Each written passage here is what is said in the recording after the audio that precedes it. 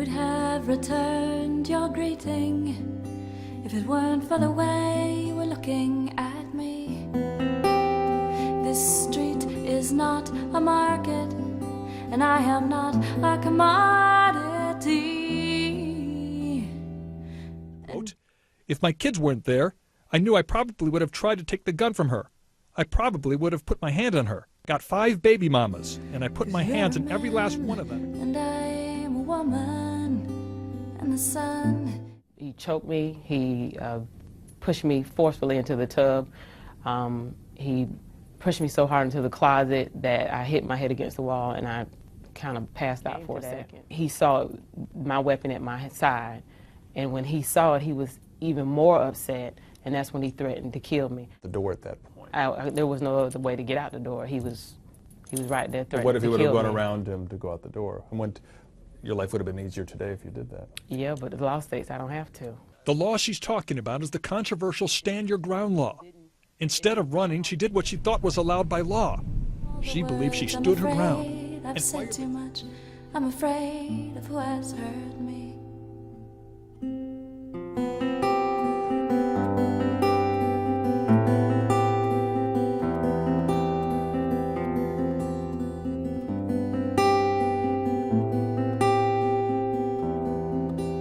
And my father, he told me the story, and it was true for his time.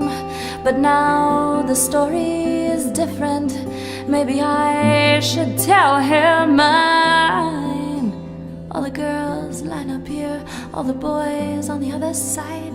I see your ranks are advancing, I see mine are left behind. I am up again against the skin of my guitar in the window of my life, looking out through the bars. So we would like everyone to participate. We know what we did as a country about Trayvon Martin when we all came together. We picketed, we marched, we wrote letters. Every effort that we made a difference. Even though we couldn't change the justice system, but we're about to do that. We're working on changing this justice system. But we need everybody's participation. Across the country. Because while Marissa Alexander should be free, Marissa Alexander is not just one woman. She is a symbol of a system that stretches from Florida to California, up to Washington, and back across this country, in which a woman who is being beaten by a man who has a history of abuse against women, a man who should have already been in prison, defended herself. Days after she had gotten back from the hospital, she said, "No more, you cannot do this to me, and you cannot do it to me in front of our children." How many mothers sit in prison for the crime of defending themselves?